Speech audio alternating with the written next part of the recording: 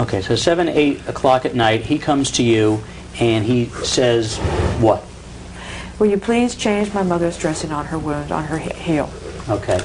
And did you, at that point, you said that you would do it, or? Right, I would do it. Okay, and did you immediately go and do it?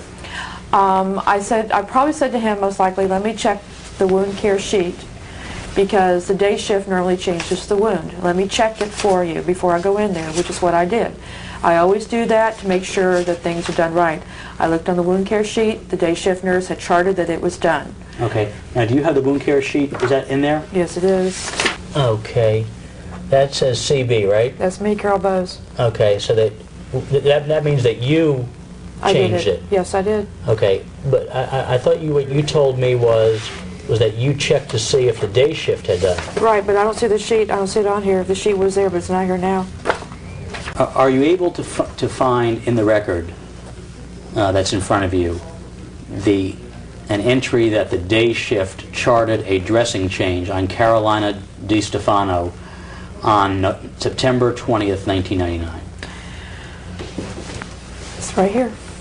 Okay, and that seems to me to say CB. That's me. But you didn't work the day shift, did you? No, I did not. Okay, so how does that indicate to me that the dressing change was done on the 7 to 3 shift? Because I was told to report that it was. You were told by who? The day shift nurse. Okay. All right. So then, after that, you went into the room. Yes. And did you do the dressing change? Yes, I did. All right. And at this point in time, was there any arguing between you and Mr. DiStefano? No. Any type of was he upset with you? Did he appear to be upset with you? No. Were you upset with him? No. What did you think of him at this point in time? I had no opinion at all. You didn't think he was some kind of perverted lunatic? No, I did not. I was there to do my job. Okay. Did you think at this time he was some type of sex offender? No, I did not. Were you sickened by him at this point in time? No, I was not. And the next time you saw Mr. DiStefano was where? At the nurse's station. I was doing my charting. All right. And what did Mr. DiStefano say to you at this point when he came to you at the nurse's station? He asked me to sign a form stating that I observed their wound dressing to be off the foot and that it was not done on the day shift and that I had done it. Okay. And did you in fact sign it at that time? Yes, I did. And let me ask you if you recognize this as it's the same on both sides, as the note that you signed on September 20th, 1999. That's it. Now, up to this point in time, had you, other than speaking with Margarita Walters, had you discussed any of this, either the conduct by Mr. DiStefano or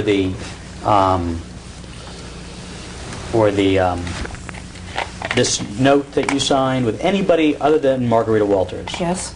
Who did you discuss it with? My relief nurse. Okay, and who was that? I don't recall. Okay, I'm talking about up to this point in time that you had signed the note. Oh, no, I did not. Okay. Margarita asked me not to say anything. She asked you not to say anything about what? About the note and the incident. The incident with him lying on top of his mother? Yes. Don't tell anybody? Right. She would discuss it with Rachel Bean tomorrow, the next day. Okay. All right. Now, at this time, had Mr. DiStefano, up to this point in time, had he been intimidating or threatening to you in any way? No. Other than acting inappropriately with his mother, had he been gentlemanly? Yes. Okay. All right. Was there any further contact that evening with Mr. DiStefano or his mother? I gave her medications at 9 o'clock that night. Okay. Yeah, that was basically it. And was he there at that time? yes, he was. He never left. Did he sleep over that night? Yes, he did. Okay. And you went home at 11 o'clock and he was still there? Yes, he was. How do you know he slept over? We were told, 11 to 7 nurse Margareta told us that he was sleeping over. It was a report that he would be staying over with his mother. It was an arrangement that we had with him. Okay. And is that somewhere documented in the record that he was to be sleeping over? I don't believe so. Okay. But Margarita told you he would be sleeping over? Yes. Now, did that cause you some concern? I don't recall. Well, I mean... Oh, it could have. I don't remember. It could have. Like I said, I had voiced my concerns to Margareta about this. And at that point, you just felt it was out of your hands at that point? Yes. Margareta said she would take care of it, and I believed her. How long had you been a nurse up to this point in time? 28 years. And... approximately. You had seen a grown man lying on top of his mother for 2 or 3 minutes, kissing his mother passionately on the face, on the mouth, on the neck, and because your supervisor said don't say anything to anybody, you were going to allow him to sleep over in his mother's room that night. I did not want to jeopardize my job. Did you think you might be jeopardizing the safety of one of your patients? For him. None of the time, no. Because we've been told that he was, and report that he was very affectionate with his mother.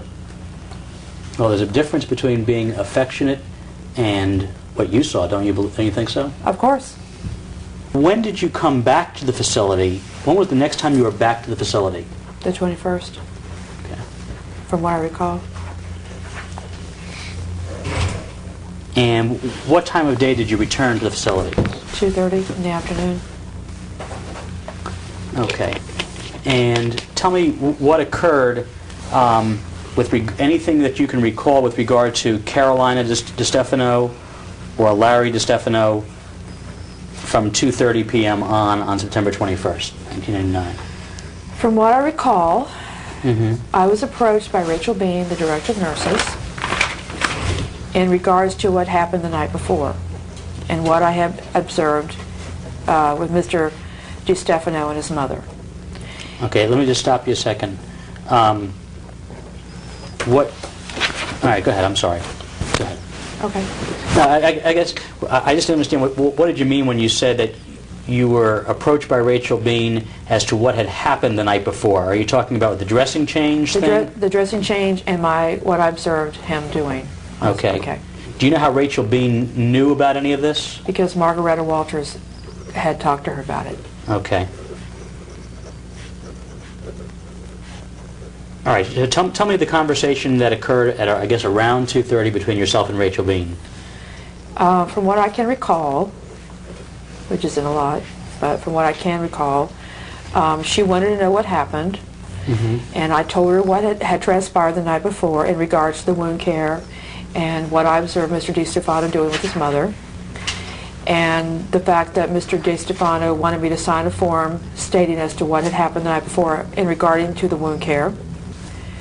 And Rachel became very upset, and she demanded from me why I had done that, and she would not listen to my explanation.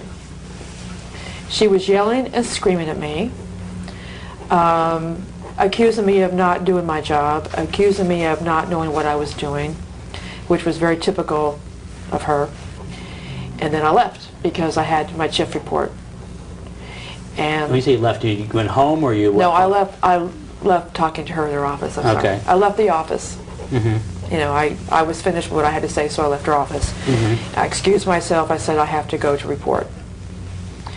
And she said, and that's when she told me what I had to do in regards to writing the late entries. Okay. All right. Let me ask you this. You said that was typical of Rachel. Well, how was that typical of her? Well, Rachel is a very hyper individual. She loses her temper quite easily. She blows things out of proportion. She had this reputation of not listening to what you had to say when you tried to explain something to her. She did not want to hear it, which was very typical of the times that she was there as a DON. So then Rachel goes ahead and tells you to chart some late entries. Yes. All right.